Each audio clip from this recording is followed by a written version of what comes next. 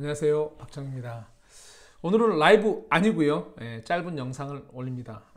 지난주부터 제가 재개발 투자 관련해서 요즘 시황에 맞게 또는 요즘 정책에 맞게 과거에 제가 2005년, 6년 이런 재개발 하던 시대와 달라진, 또 과거에 더하지만 달라진 환경에 대해서 설명을 드리려고 하는데, 지난 시간 해보니 항상 라이브로 하니까 주고받고 얘기는 재밌습니다. 그러나 제가 보기에 좀 더 집중적으로 설명 딱딱 나눠서 했어야 되는데 가끔 너무 분산이 된다 할까요? 그래서 재개발편은 라이브 이전에 짧은 영상식으로, 물론 질문을 주요 이슈로 할 건데 한 10개 나누어서 올리겠습니다.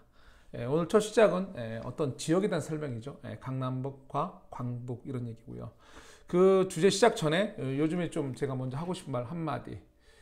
자, 재개발 빌라 투자 소중한 돈, 소중한 돈입니다. 아주. 근데 그 돈보다 중요한 건 타이밍. 좀 많이 느낍니다.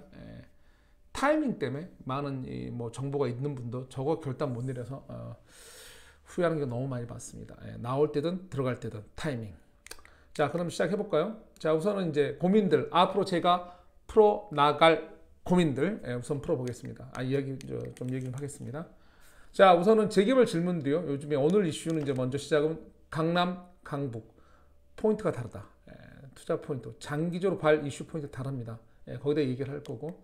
두 번째, 가로정비, 요즘에 가로 주택정비를 말하는 거죠. 너무 얘기 많이 나오죠. 뭐 이건 뭐다, 저건 뭐다. 다 좋아요. 자, 나무는 알겠는데, 자, 숲 정말 가로정비에 맞는, 정말 가로정비가 소규모 사업인데 맞는 적 따로 있거든요. 거기에 대한 얘기를 좀 할까 하고요. 공공재개발 뭐 확정됐는데 여기 뭐 이렇게 저기 확정이란다 뭐 이게 좀 이렇게 그 예정구역으로 지정이 됐는데 찬성에 맞느냐 반대에 맞느냐 이런 것도 얘기 많이 나오십니다. 거기에 대한 선택 기준을 최소한 뭐로 잡아야 되는지, 무조건 반대가 맞는 것도 아니고 무조건 찬성이 맞는 것도 아니거든요. 그 지역 특성을 뭐로 봐야 되는지. 왜냐하면 자기 재산들 지키셔야 되잖아요. 자, 금리, 앞으로 금리 얘기 많습니다. 제가 항상 하는 얘기는 금리 쉽게 많이 못 올라간다. 아주 점진적으로, 그것도 눈치 봐가면서 쭉 올라간다는 보장도 없다고 계속 얘기했는데, 특히나 미국 시장 때문에. 자, 어쨌든 간에 금리가 상승했을 때 빌라 시장, 왜냐하면 요즘에 재개발 이슈가 워낙 커지면서 이 빌라가 서로 다른 가치관을 가지고 있는데, 거기에 대해서 이제 한번 따져봐야 되는 거죠. 저걸 좀 풀 겁니다. 저희 하나에서 끝나지 않죠. 질문 많습니다. 궁극적으로는 공공재개발의 숨은 의미, 이 확대된 어떤 큰 방향을 물어보자는 거죠. 그리고 이제 더해서 이사대책 종착점, 서울시 6대 지경 완화, 이런 것들이 결합이 됐을 때 어떻게 나올 건지, 그래서 어떤 거에 영향을 미치는지 따져볼 거냐면 3기 신도시 청약. 지금 많은 젊은이들이 3기 신도시 청약을 이제 바라보고 점수 체크하고 있고 다 하잖아요. 그거 대 서울 도심 빌라 투자. 좀 투라고 좀 잘렸는데요. 자까지 있습니다. 무슨 말이냐면 번호나 장기전입니다. 번호 3기 신도시 입주 다음에 전매제한 다음에 어떤 우리가 돈, 이건 팔아야 돈이 되잖아요. 그 시점이 됐을 때 시간을 따져보면 따져볼 이유가 됩니다. 외곽과 중심 뭐 여러 가지 얘기겠죠. 거기서 이제 따질 문제는 저런 건 멸실이주와 사이즈 문제를 따져서 이야기를 할 겁니다. 더 나가 볼까요? 또 있습니다. 보면 이제 요즘에 이제 단순한 질문들 나올 때 대지 지분이 최소 몇 평이냐, 최소 몇 평 이상이라는 얘기를 자주 해요. 그런 기준들. 상가인데 아파트 받을 수 있느냐, 재건저도 단지에서 받았다더라, 우리는 재개발 안 되느냐. 자, 구역 지정 가능성을 자주 물어봐요. 이미 예비구역 된 것들은 너무 비싸니까 나 몸테크 하겠다, 시간테크 하겠다, 이런 걸로 얘기하면서 이런 체크를 하는데, 그러면 최소한 봐야 될 기준들이 무엇이냐. 단순히 누가 말한 것처럼 노도만 보면 되는 것이냐. 옛날에 강북 지역에 노도 주구장창 찼어도 안 된 거 많죠. 무엇을 더 봐야 되는지 현실적으로 그걸 봐야 되는데 체크를 해봐야 되죠. 자, 세금, 그놈의 세금. 피하는 투자가 있을까요? 좀 따져볼 필요가 있죠. 세금의 변화나 여러 가지 이슈에 대해서. 자, 이러한 것들을 쭉 풀까 합니다.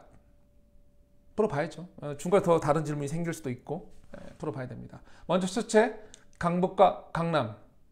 사설 길었다. 근데 한번 보시죠.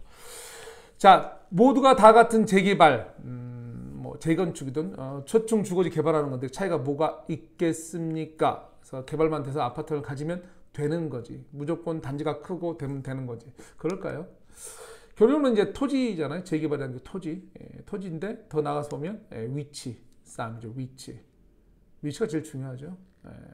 위치의 가치가 다르면 뭐 미리 한 얘기지만 어떤 데는 정말 뭐 승부 보는 포인트가 다르죠.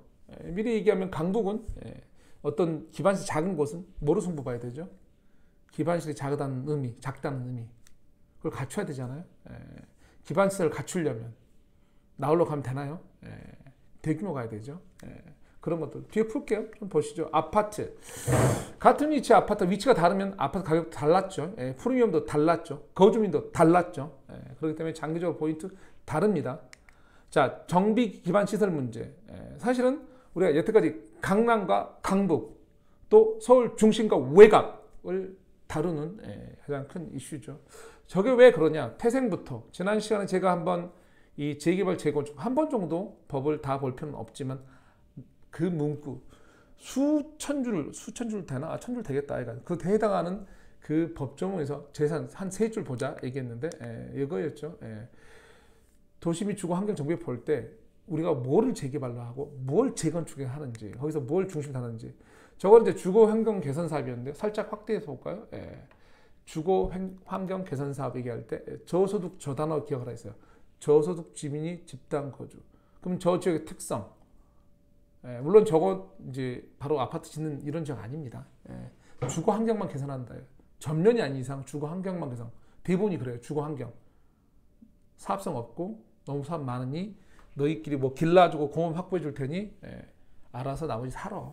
그런데 그런 것들이 요즘에 이제 정부가 하도 급하다 보니 뭐죠? 공공 재개발이니 뭐 기타 이런 걸 가고 있죠. 그래서 사실은 거기 사업성 있네 없네도 중요하지만 큰 그림에서 작은 그림에서는 그 지역이 사업성 없네 또 어떻게 돼서 이걸 따져야 되겠죠. 주거환경 개선 있는 것보다 당연히 뭐죠? 재개발 가능성이 훨씬 낮죠. 당연히 찬성해야 할 지역이에요. 근데 중요한 건 더 큰 그림에서는 어떻게 이해야 되죠? 예외적 사항을 들어서까지 정부가 급하다. 그 정도로 그 도시만에 뭐에 집이 없다. 임대가 걱정이 많이 된다. 이런 상황이에요. 특히나 저소득 주민 집단 주거죠. 과거 주거환경 개선 지구였는데 뭐 신혼동이랑 있죠. 된 데가. 그런데 저걸 개발했다. 그러면 거기에 멸실되고 부시고 나올 사람도 누구다? 저소득 주민들이다. 물론 일부만 가면 그 지역이 개발된 건 아니죠. 분명히 가격이 오르는 건 맞지만 한계선은 있다. 왜? 전체가 바뀐 거 아니잖아요. 원래가 주거 환경 개선 주거의 특성을 알고 가야 되죠. 저소민 주거 집단 주거잖아요. 그래서 주거 기반 환경이 약할 수밖에 없으니까. 자, 그럼 다음에서 보면 이제 뭐냐면요. 이거는 이제 뭐냐면 재개발과 재건축이었어요. 제가 그때 이거 보여드리면서 재개발은 뭐다?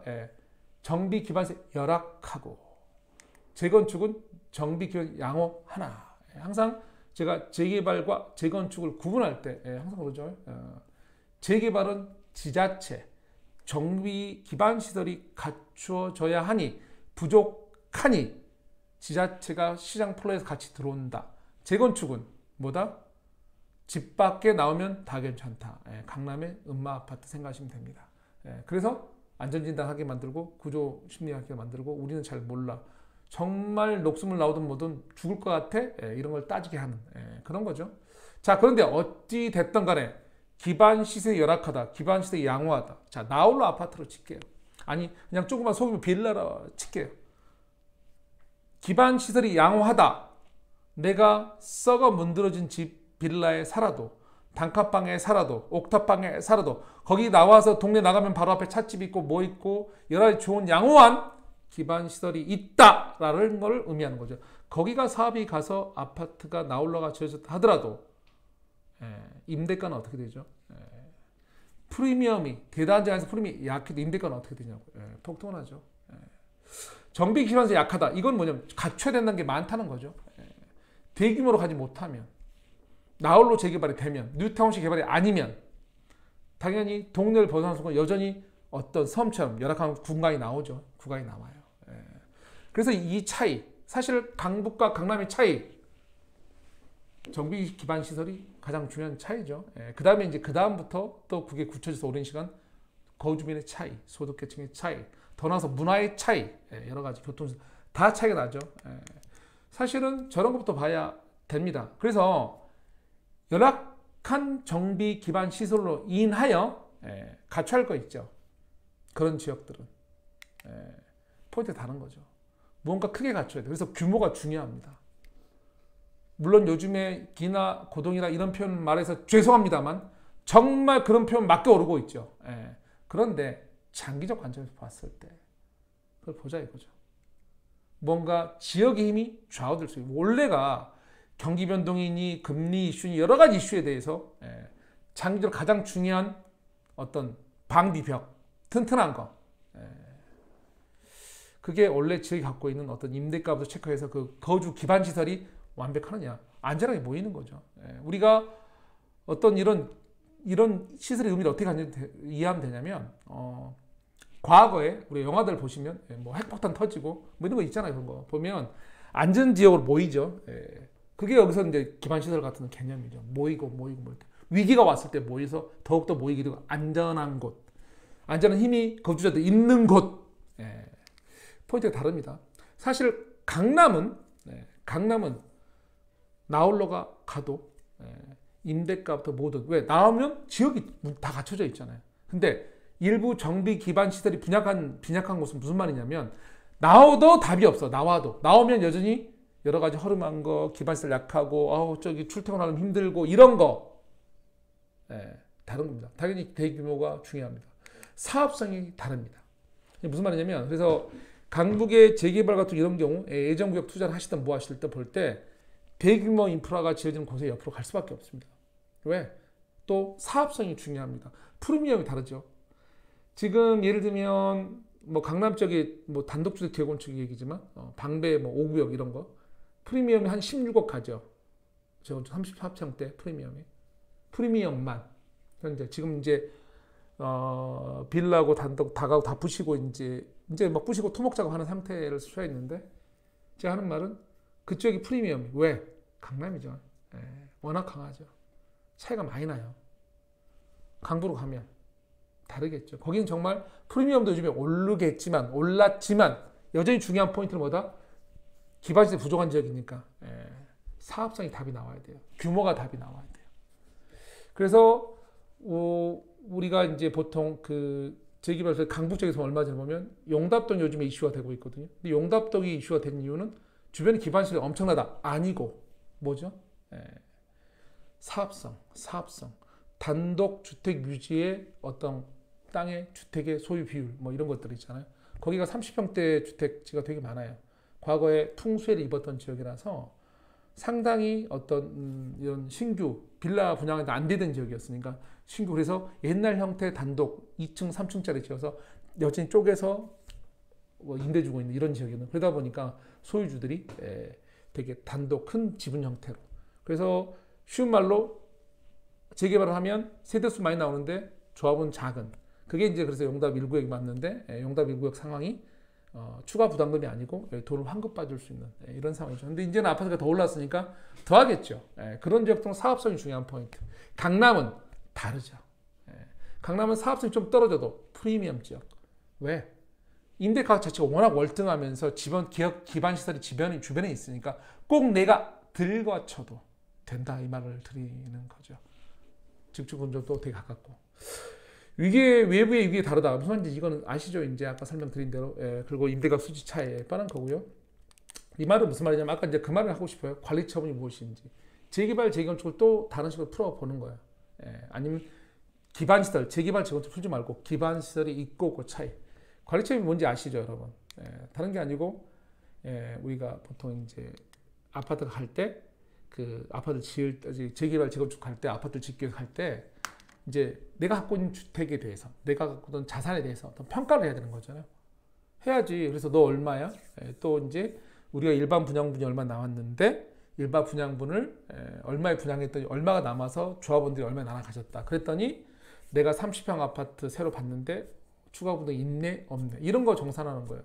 또 재개발 같은 경우는 나는 도로 앞에 토지인데 너는 쪽 골목길 안쪽에 있는 토지잖아. 나는 저기 북쪽 도로가 있어서 용적률 잘 나오는 토지인데 너는 뭐 낀 땅이잖아. 여기서 뭐 남쪽 도로에 뭐 이런 식 여러 개에서 이제 평가가 다르거든요. 근데 여러분 질문 드리는 거예요, 제가. 오늘 사실은 강북, 강남이 지역 차이를 보여주는 거잖아요. 더 다르다고. 감정평가의 절대 기준이 뭐라고 생각하세요, 여러분? 아니면 절대 기준이라는 게 있나요? 제가 뭐 도로로 적어놨는데 뭐 이런 거 있잖아요. 토지 모양, 건물 노후도. 예. 근데 재개발 시장에서의 뭐 절대 기준이라면 감정평가, 그러니까 재개발이 감정평가예요. 저는 이거 하나 봐요.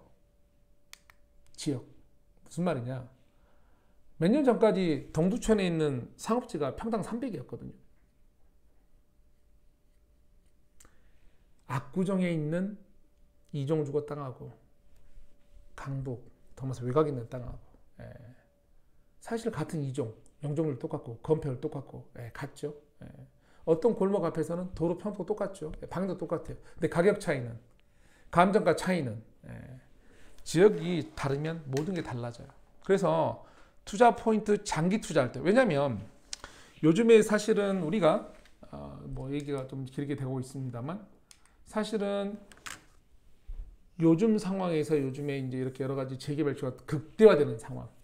그러면서 과거와 다르게 관리 처분을 하면서 감정가가 보통 노후 지역은 망가지거든요. 무슨 말이냐면 재개발 지역이 예전에 관리 처분하면 많은 매물이 나왔어요. 왜 나올까요? 노후 지역이잖아요. 감정가가 정확히 나올 수 있냐고 효과대로 안 나오죠. 그런데 지금 아파트 가격이 너무 올라서 예를 들면 작년 초에 뭐 이제 경기도 지역이나 뭐 성남 이런 지역에서 5억짜리 매매가 했던 게 감정가가 2억 나왔거든요. 근데 프리미엄이 바로 3억이 까졌는데 불구하고 4억, 5억 이렇게 올라갔죠. 지금 더 올라갔죠. 무슨 말씀 드리는 거죠? 과거가 다르다. 이러다 보니까 이 목돈을 갖고 투자할 수가 없으니까 이제 장기 투자로 몸테크를 하게 되는. 더군다나 요즘에 이제 지자체에서나 이제 국토부에서 조합원 양도 금지 시점을 당겼죠. 조합원이 이 움직이는 시점을 뒤에는 양도 못하게 사업은 긴데 그러다 보니 어쩔 수 없이 보나마나 장기 투자야. 정말로 이제 주택을 싸게 받는 방법이 분명히 조합은 되는 건 맞는데 그런 의미에서 봤을 때 장기 투자인데 그랬을 때 장기 투자란 건 많은 경제 이슈가 계속 나올 거예요. 그럴 때 지역의 이 포인트는 되게 중요한 이슈예요. 왜? 지역의 힘이 경제 위기나 여러 가지 변수에 그 대처하는 게 달라져요. 그래서 제가 오늘 사실 강남, 강북 비교를 한 거거든요. 강북이 나쁘다는 아니에요. 그 말씀 드리는 근데 포인트가 다르다고, 투자 포인트. 거긴 정말 사업성 중요합니다. 이쪽은 다릅니다. 강남은. 자, 임대가를 바닥으로 조사하실 게 필요하고요. 그 다음에 이제 매매, 전세, 가격 변동 요인이 다르죠. 저는 사실은 모든 지역 조사할 때 저는 임대가를 완전히 바닥부터 훑습니다. 시장이 너무 오를수록, 시장이 앞으로 변수가 예상될수록 그나마 안전된 기준은 임대가입니다. 자, 사람, 왜 돈이 또 들어온 거 중요합니다. 예전에는 사람만 들어온 걸 중시 여겼습니다만 이제는 돈이 들어오는 현장. 지금 돈을 누가 다 쏟아붓고 있습니까? 지자체, 정부죠. 여러분이 아는 모든 발표 대책 보십시오. 도심에다 돈 쏟아붓는 겁니다. 자, 문화도 들어오고 있죠. 앞으로 이제 관광 산업의 어떤 역할들, 한마디로 요즘에 관광은 도시관광. 코로나가 끝나면 다 대기 상태입니다. 자, 위치는 변하지 않습니다. 제가 오늘 강남, 강북을 비교하면서 하고 싶은 말이 저거거든요. 위치는 변하지 않습니다.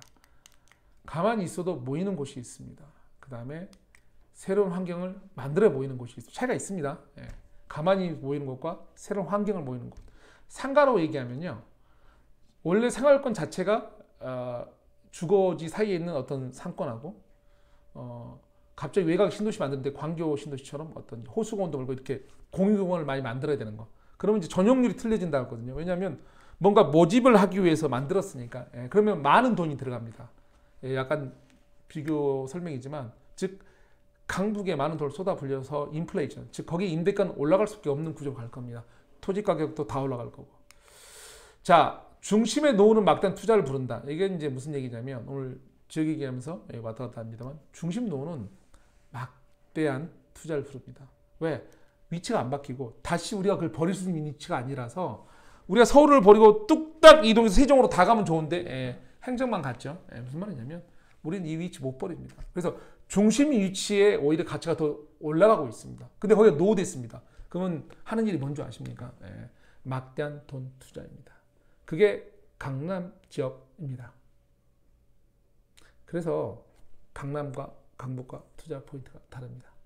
그걸 보시고 투자를 하시기 바랍니다. 오늘은 이만큼 하고요. 다음번에는 가로주택 정비 얘기 좀 하겠습니다. 요즘 뭐 가로주택 정비를 얘기를 하면 하도 많이 여기 추진을 하니까 가로주택 정비가 무언지는 알겠는데 과연 어디가 돈 되고 어떻게 예측을 해야 되는지 봐야 되잖아요. 그래서 다음 시간에 좀 짧게 얘기할 수 있을 것 같습니다. 오늘 감사하고 편안한 밤 되시기 바랍니다. 감사합니다.